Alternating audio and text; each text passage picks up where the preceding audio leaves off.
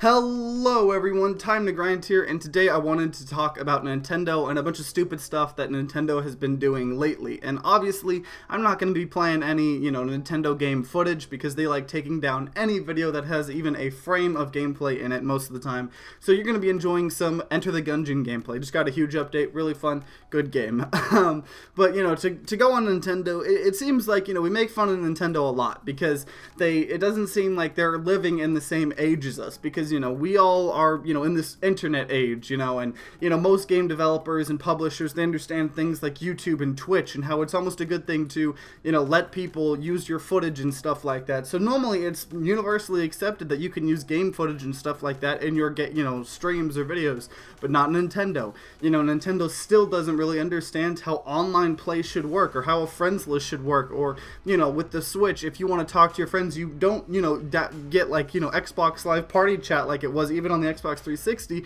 On the Switch, their modern day console, you have to download an app to talk to your friends, which at that point, why not just everybody download Discord and you could just everybody use Discord on their phones? There's not really a point to use their system at all. It's not in the system.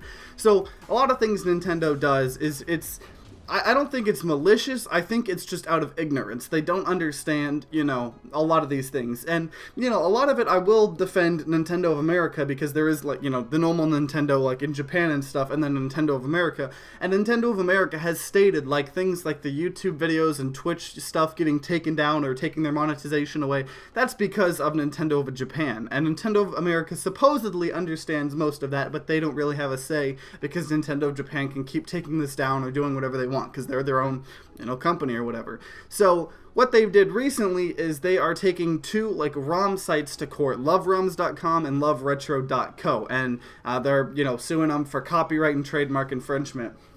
And, these sites are sites that host ROMs for a bunch of different games, emulating. And I think one thing I do want to say is because a lot of people don't understand how these sites are even legal, because it is legal for the most part. There's obviously a bunch of different, like, cases where it can become illegal or stuff like that, to have these ROM sites because you are legally allowed to download ROMs and like pirating stuff if you own an official copy of it. So say I own a Game Boy and I own a copy of like Pokemon Sapphire, which I do. It is legal for me, as far as I know. That stuff might have changed, but as far as I know, it's legal for me to download like a game or Game Boy emulator and a Pokemon Sapphire ROM.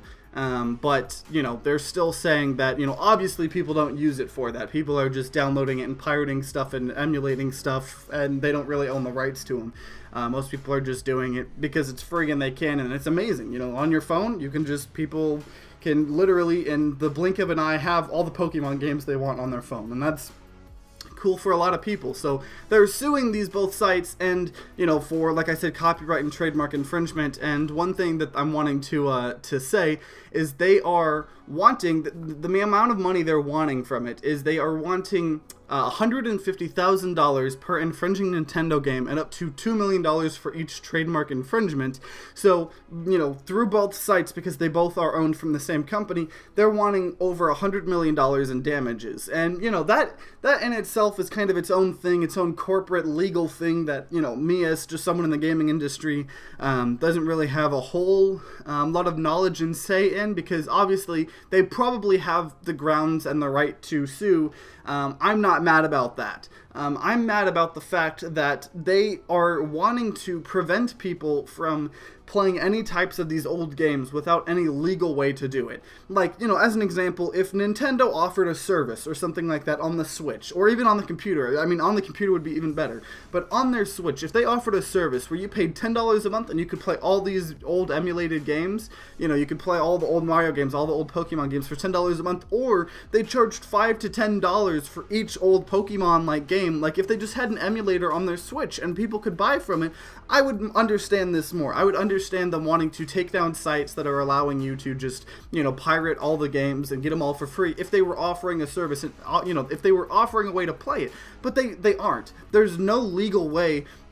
to play these games modern day unless you like go out and buy a really expensive old console and then you buy a really expensive old, you know, game copy. So say you want to play Super Smash Bros. Melee. Oh boy, are you gonna have a hard time, because first of all, that game is really popular. There's an entire esports scene around it. So if you want to play the game legally, you have to go out and buy a GameCube, which in itself is decently expensive, and then you have to buy a copy of Melee, which is very expensive. I think the last time I saw them, they were like $70 or $80, and obviously that's not like super expensive, but you're having to pay around like $150, $160, probably more, to just get a GameCube and the game, versus literally clicking a button on a pirating site and you can play it.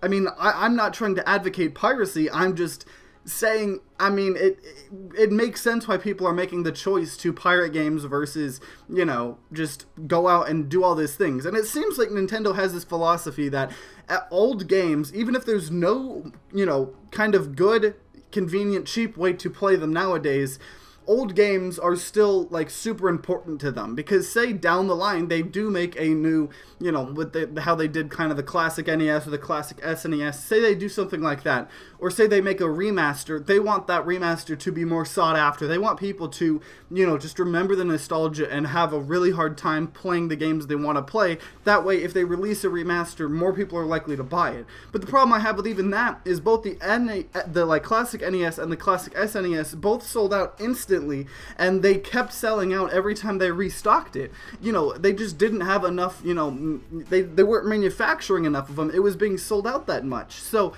it's not even that people are, you know, pirating games so much where no one's wanting these SNESs or NES classics.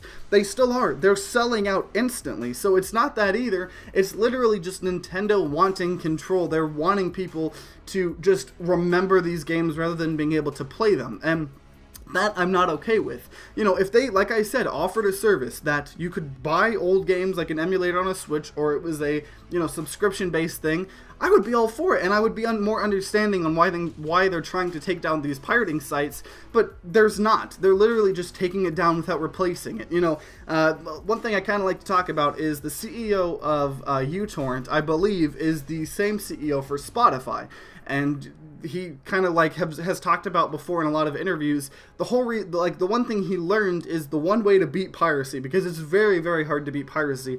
The one great way to beat piracy is to just have something be super convenient. So Spotify, I personally use it. I'm subscribed to Spotify Premium. It is so freaking convenient to just have Spotify, have all my music in there, have, you know, just pay $5 a month and be able to use it as much as I want, skip as much as I want, add all the songs I want. It's so convenient. It is way more convenient than attempting to pirate all this stuff. And I'm not saying I would pirate it, but just the thought of having to pirate all my music versus just using Spotify is so much more work. And that's what I don't think Nintendo understands. No one would care about pirating if on their Switch you literally could just pay $5 per game. Why would I go through the process and effort of pirating an old Pokemon game if I could just turn on my Switch, go to the eStore or whatever they're calling it, I can't remember, and just buy for $5 the old Pokemon game and then just play it. I mean, that's stupid convenient. So that's what I don't think Nintendo understands, and that what makes me kind of angry, because, you know, it's not that they're trying to, you know, recoup these losses and stuff like that, all the legal stuff. I'm not mad that they're trying to do that. I'm mad that they're doing that, but not replacing it with any easy way or reasonable way to play these old games besides, oh yeah, go find, you know, on the internet, like, you know, for $100 a copy of the game, you'll be fine. You know, I think it kind of makes me a little frustrated. But that's all I kind of wanted to talk about today. I just, you know, the news came out that they were suing these two ROM sites a couple days ago, and so I've just been wanting to make a video about it. But obviously, I'd love to hear your guys' opinions. You know, part of the fun of making these videos is not only the conversation, or not only talking at you guys, but the conversation that comes afterwards. And if you guys enjoyed this video, then consider leaving a like down below and subscribing to see more videos. New videos come out every Wednesday and Sunday. And like always, guys, hope you guys have a great rest of the day, and see you guys next time.